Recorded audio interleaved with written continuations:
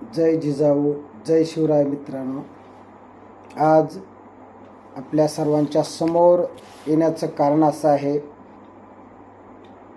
12 तारखेला दसऱ्या दिवशी मनोजदादा जरांगे पाटील यांचा भव्य दसरा मेळावा आयोजनाचा मानस आहे. त्यासाठी पूर्ण तयारी चालू आहे. सर्व मराठा बांधवांना ह्याचा खूप अभिमान वाटत आहे. हा दसरा मेळावा भूतो न भविष्यती असा झाला पाहिजे ही सर्वांची इच्छा आहे. पण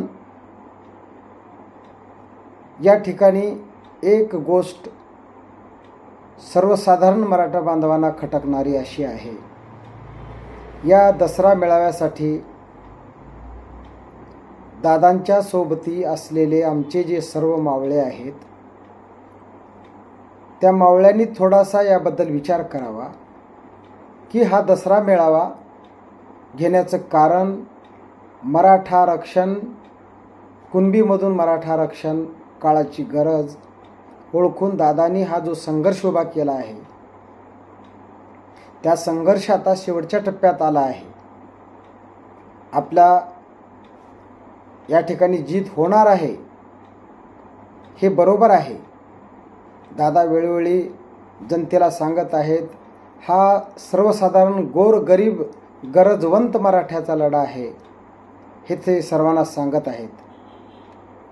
आणि हाच धागा पकडून आम्ही गोरगरीब आणि गरजवंत मराठ्याचा हा लढा पुढे गेला पाहिजे ही आमची तळमळीची इच्छा आहे. नारायणगडावर हा होणारा मेळावा आणि मेळाव्यामध्ये केलेले नियोजन यामध्ये एक थोडी गोष्ट सर्वसाधारण गरीब आणि गरजवंत मराठ्यांना खटकणारी आहे. दादा, तुम्ही सांगत आहात हा गरजवंताचा लढा आहे, गोरगरिबाचा लढा आहे. आणि हा लढा तुम्ही आयोजित केल्यानंतर तुमच्यामध्येच आपले काही भाऊबंधकी आहेत. ह्या भाऊबंधकीला पक्षाचा कुठंतरी वास आहे असं आम्हाला वाटत आहे. हे भाऊबंधकी तुम्हाला हेलिकॉप्टरमधून त्या ठिकाणी आणण्याचं धाडस करत आहेत. हेलिकॉप्टरमध्ये आणण्याचा उद्देश काय आहे हे सर्वसाधारण जनतेच्या मनामध्ये संभ्रम निर्माण होणार आहे. आज मी कॉमेंट बघितल्या, कॉमेंटमध्ये इतर ओबीसी समाजाच्या आणि काही इतर बांधवांनी ज्या टीका केलेल्या आहेत, त्या टीका बघता मन हळवं झालं. आमचं मन दुःखानं हळवं झालं. तुम्ही हेलिकॉप्टरमधून एंट्री करणार आहात, हेलिकॉप्टर कोण प्रोव्हाइड केलं आहे हे महत्त्वाचं नाही, पण हेलिकॉप्टर आपल्याच काही समाज बांधवाकडे आहेत. आपले काही समाज बांधव खूप श्रीमंत आहेत, करोडपती आहेत, हे मान्य करावं लागेल. पण 80% समाज असा आहे ज्यांच्याकडे सायकल नाही. सायकल त्या समाजाचं प्रतिनिधित्व जो करतोय त्या माणसाला हेलिकॉप्टरमधून आणण्याचा उद्देश काय? यामागे काहीतरी षडयंत्र आहे, राजकारण आहे आणि या माणसाला बदनाम करण्याचा पुरेपूर प्रयत्न केला जातोय हे तुम्ही आता ओळखा. आज देखील तुम्ही मनात आणलं तर 12 तारखेच्या दसरा मेळाव्याची तयारी पूर्ण झालेली आहे. आणि तुम्ही हेलिकॉप्टरच्या ऐवजी मी त्या स्टेजच्या जवळ थोडं अंतर तरी मी तिथं चलून येणार आहे, मी हेलिकॉप्टरने येणार नाही हे जर तुम्ही जाहीर केलात तर सर्वसाधारण मराठ्याच्या मनामध्ये आणि उत्साह निर्माण होणार आहे. आमच्या मनात जो उत्साह आहे तो उत्साह कमी होईल का ही भीती आहे. इथं काही शक्ती प्रदर्शन नाही. इथं शक्ती प्रदर्शन जर असतं तर आम्ही काही म्हटलं नसतो. पण या ठिकाणी विनंती अशी आहे, कळकळीची विनंती आहे, ही माझी विनंती नाही. मी प्रोफेसर तानाजीराव दाडगे, लातूर, एक इंजिनिअरिंग कॉलेजमध्ये मी जवळपास 20-22 वर्ष प्राध्यापक, हेड ऑफ द डिपार्टमेंट आणि पॉलिटेक्निक कॉलेजमध्ये 12 वर्ष प्राचार्य म्हणून काम केलेलं आहे. हे काम करत असताना मी नुसता इंजिनियर म्हणून काम केलेलं नाही. मला साऱ्या सामाजिक जाणीवाची जाणीव आणि ह्या साऱ्या गोष्टीतून आम्ही तापून सुलाखून निघालेले कार्यकर्ते आहोत. समाज बांधवासाठी आम्ही आमच्या परीनं जे काही मीडियाचं काम करीत आहोत ते आम्हाला योग्य आहे असं वाटतंय. पण सांगण्यास तात्पर्य एकच, मनोजदादा जरांगे पाटील यांनी हा हेलिकॉप्टरमधून येण्याचा जो निर्णय ज्या कोणी जवळच्या कार्यकर्त्यांनी घेतले असतील त्यांना तुम्ही समजावून सांगा की आपण असं जर गेलो तर लोक आपल्याला वेड्यात काढतील आणि आपल्याला आपण श्रीमंत आहोत हे जगजाहीर साऱ्या छाती ठोकपणे दमडी ढोल वाजवून हे साऱ्या समाजाला सांगतील, साऱ्या जनतेला सांगतील आणि आपल्या ह्या चाललेल्या यज्ञकुंडाला, ह्या महायज्ञाला ते खीळ आणतील. हे तुम्ही ओळखून काळाची गरज आहे.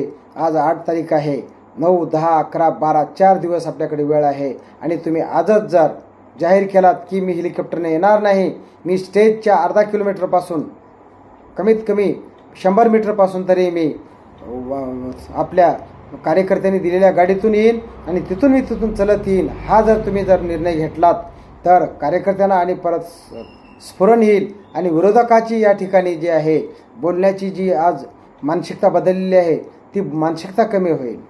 मेळावा भव्य होणार आहे. हजारो लाखो करोडोमध्ये लोक येतील ही अपेक्षा आपण करणार आहोत.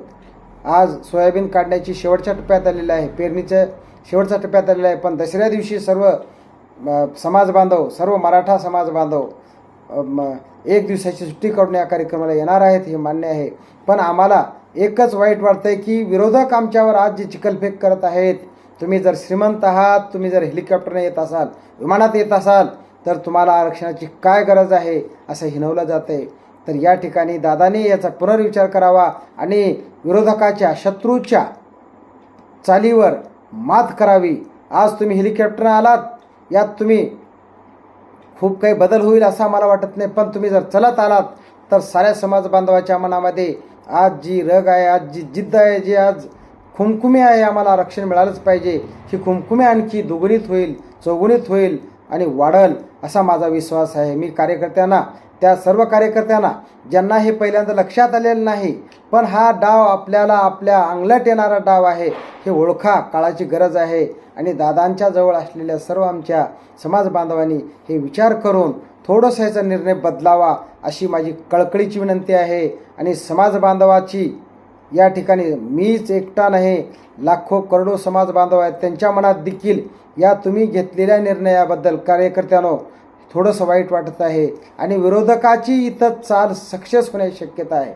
विरोधक तुम्हाला कुठं कसं घडतील हे तुम्ही ओळखा आणि दादांना जे आहे त्या स्टेजवर त्या ठिकाणी तुम्ही आपल्या पहिलेच्या पूर्वीच्या ज्या पद्धती आहेत त्या पद्धतीनंच आणावं ही अपेक्षा व्यक्त करतो. आणि मग माझे 2 शब्द संपवतो आणि सर्व समाज बांधवांना विनंती करतो की सर्वांनी या मेळाव्यासाठी हजर राहायचं आहे.